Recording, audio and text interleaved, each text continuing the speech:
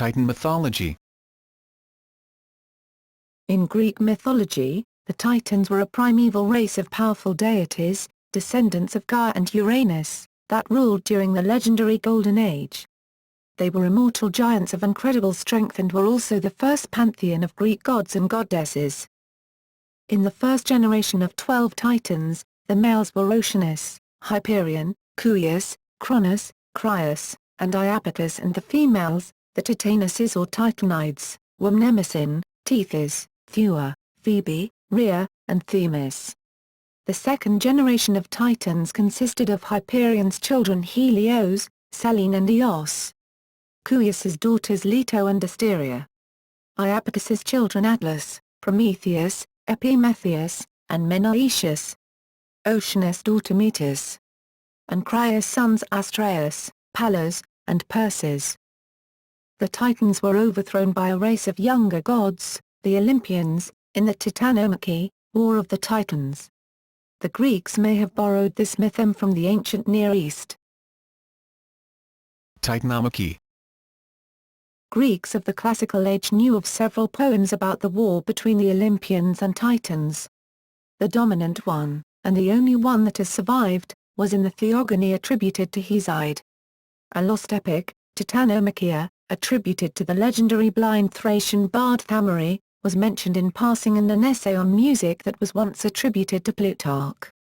The Titans also played a prominent role in the poems attributed to Orpheus. Although only scraps of the Orphic narratives survive, they show interesting differences with the Hesiodic tradition. The Greek myths of the Titanomachy fall into a class of similar myths throughout Europe and the Near East concerning a war in heaven, where one generation or group of gods largely opposes the dominant one. Sometimes the elders are supplanted, and sometimes the rebels lose and are either cast out of power entirely or incorporated into the pantheon. Other examples might include the wars of the Aesir with the Vanir and Jotuns in Scandinavian mythology, the Babylonian epic Enuma Elish, the Hittite kingship in heaven narrative, the obscure generational conflict in Ugaritic fragments, Virabhadra's conquest of the early Vedic gods, and the rebellion of Lucifer in Christianity. The Titanomachy lasted for 10 years. In Orphic sources, Hesiod does not have the last word on the Titans. Surviving fragments of poetry ascribed to Orpheus preserve some variations on the myth. In such text, Zeus does not simply set upon his father violently. Instead, Rhea spreads out a banquet for Cronus so that he becomes drunk upon fermented honey. Rather than being consigned to Tartarus, Cronus is dragged, still drunk, to the cave of Nyx, night, where he continues to dream throughout eternity. Another myth concerning the Titans that is not in Hesiod revolves around Dionysus. At some point in his reign, Zeus decides to give up the throne in favor of the infant Dionysus, who like the infant Zeus is guarded by the Cowarites. The Titans decide to slay the child and claim the throne for themselves. They paint their faces white with gypsum, distract Dionysus with toys, then dismember him and boil and roast his limbs. Zeus, enraged, slays the Titans with his thunderbolt.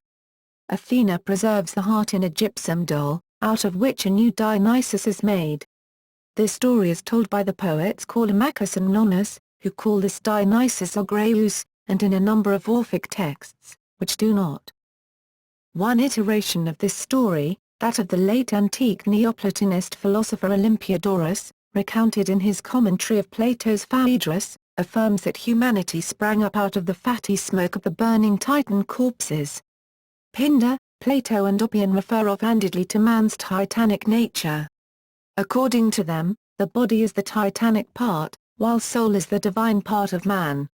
Other early writers imply that humanity was born out of the malevolent blood shed by the Titans in their war against Zeus.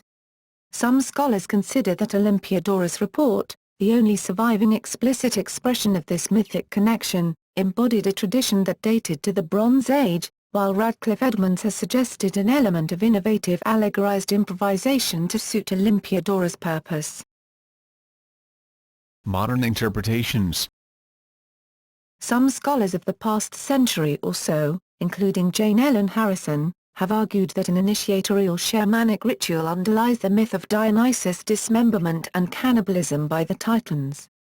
She also asserts that the word Titan comes from the Greek titanos, signifying white earth, clay or gypsum, and that the Titans were white clay men, or men covered by white clay or gypsum dust in their rituals.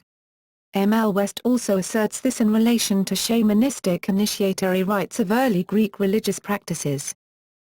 According to Paul Farr, the name Titan can be found on Linear A written as Tan, or Ttan, which represents a single deity rather than a group.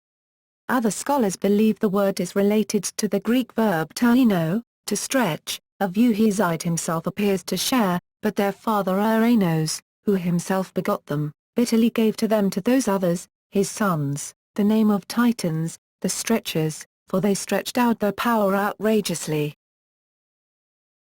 In popular culture, Out of conflation with the gigantes, various large things have been named after the Titans, for their titanic size. For example, the RMS Titanic or the giant predatory bird Titan is Wari.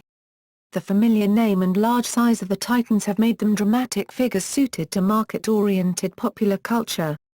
Something titanic is usually considered bigger than something gigantic. The element titanium is named after the Titans. Additionally, many of Saturn's moons are named after various Titans.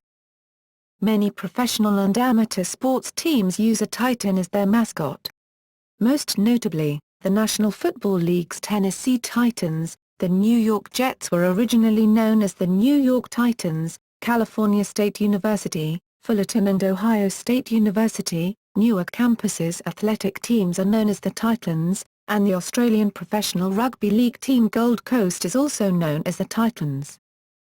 The Titans have appeared as antagonists in the Disney film Hercules and the Percy Jackson and the Olympians series, and as both protagonists and antagonists in the God of War video game series and the Clash of the Titans movies.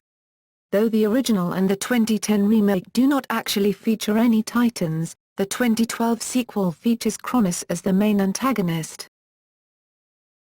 Notes.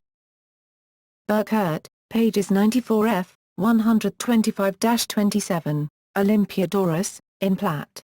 Faded. I3-6, West.